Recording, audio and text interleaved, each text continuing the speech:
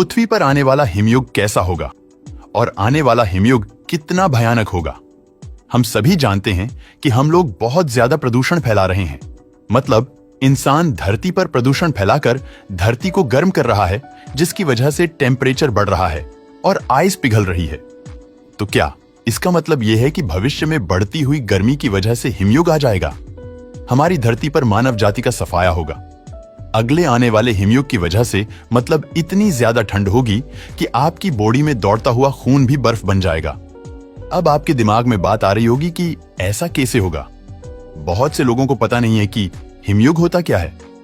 बहुत से लोग ये सोचते हैं कि सर्दी के मौसम जैसा होता होगा, ज्यादा से ज्यादा क्या हो जाएगा, बर्फ गिर जाएगी। लेकिन मैं आपको बता दूं, ये कोई सर्दियों का मौसम नहीं है जो कि आएगा और चला जाएगा। आइस एज की उम्र 300 सालों से भी ज्यादा हो सकती है। आज से करीब 12,000 साल पहले भी आइस एज आया था। इस समय धरती पर 5 किलोमीटर मोटी बर्फ की चादर ढक गई थी। इंसान, जानवर, पेड़ पौधे, इस दुनिया में हर चीज का सफाया हो गया था। उस टाइम मोटी बर्फ के अंदर सब कुछ ही दब गया होगा। सोचो, जब ठंड पड़ेगी तब इस धरती का क्या हाल होगा। अब बात करते हैं कि हिमयुग कैसे आएगा। मिलान कोविच नाम के एक वैज्ञानिक थे जिन्होंने एक थ्योरी बनाई और उसके अंतर्गत उन्होंने बताया कि यह धरती पर आइस एज फिर से लौटने वाला है। उन्होंने पूरे प्रूफ के साथ इस चीज को बताया है, तो उनकी इन बातों को जरा सिंपल भाषा में समझते हैं। जब धरती अपने अक्ष पर गोल गोल घूमती है, तब जो पार्ट सूरज के सामने होता है वहां दिन होता है और जो पार्ट पीछे चला जाता है वहां पर रात हो जाती है। और ऐसे ही गोल गोल घूमते घूमते धरती सूर्य का पूरा एक चक्कर लगाती है, जो 365 दिन में कंप्लीट हो जाता है, जिसे हम कहते हैं एक पूरा साल। इस सर्किल में जब शेप में धरती गोल गोल घूमती है सूर्य के चारों तरफ, तो एक पॉइंट ऐसा आता है जब धरती सूरज से बहुत ज्यादा दूर चली जाती है। और जब दूर चली जाती है तो धरती पर सूरज की रोशनी बहुत ज्यादा कम आती है। आप अभी जहां जिंदा होना, उस समय पर यह दूरी एकदम परफेक्ट है। लेकिन आने वाले समय में धरती की दूरी सूरज से बहुत ज्यादा बढ़ने वाली है। हालांकि पृथ्वी की परिक्रमा में बदलाव बहुत लंबे समय में आते हैं और ये बदलाव बहुत लंबे समय तक बरकरार भी रहते हैं। हर 90,000 साल में पृथ्वी की सूर्य के चारों तरफ घूमने की कक्षा और ज्यादा ओवरलैप हो जाती है। मतलब धरती सूरज से बहुत ज्यादा दूर चली जाती है। शीत युग कब इस धरती पर आएगा, इसकी एग्जैक्ट डेट तो किसी को नहीं मालूम है, लेकिन वैज्ञानिक अब इस रिसर्च पे लगे हुए हैं।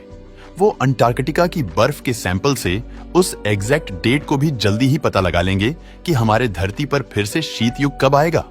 अब मैं आपको बताता हूं कि धरती सूरज के अगर पास भी आ जाती है तब भी शीत युग खत्म क्यों नहीं होगा। क्योंकि एक बार धरती जब सूरज से दूर चली जाती है तो धरती की सतह के ऊपर बर्फ जम जाती है। बर्फ नहीं होती तो सूरज की किरण धरती पर पड़ती है और धरती की मिट्टी और चीजें उस रोशनी को, गर्मी को सोख लेती है और धरती पर मौजूद कार्बन डाइऑक्साइड गैस और methane gas green house effect का काम करके धरती के वातावरण को और गर्म रखती है।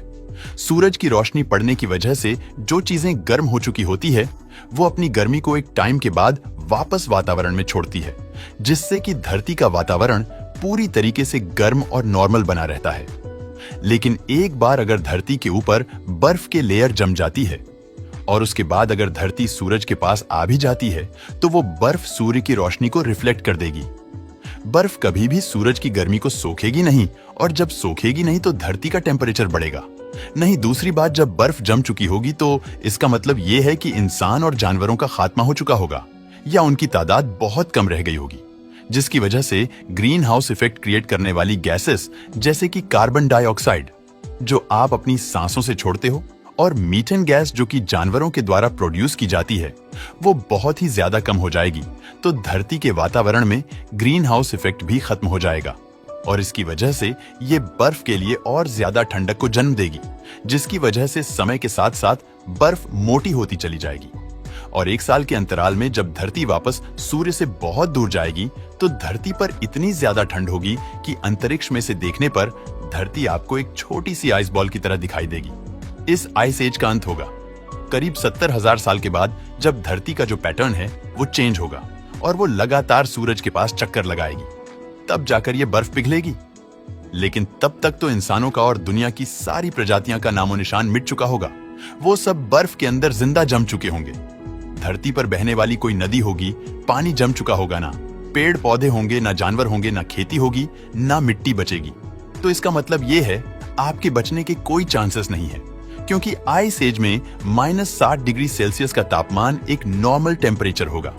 केवल कुछ बैक्टीरिया सरवाइव कर पाएंगे इस धरती पर, जो फिर से मानव जाति या दूसरे जानवरों की उत्पत्ति का कारण बनेंगे। अभी तो हालात ये है कि ग्लोबल वार्मिंग की वजह से मौसम का पूरा चक्र बिगड़ा हुआ है। दोस्तों, वीडियो पसंद आया हो तो लाइक और शेयर करें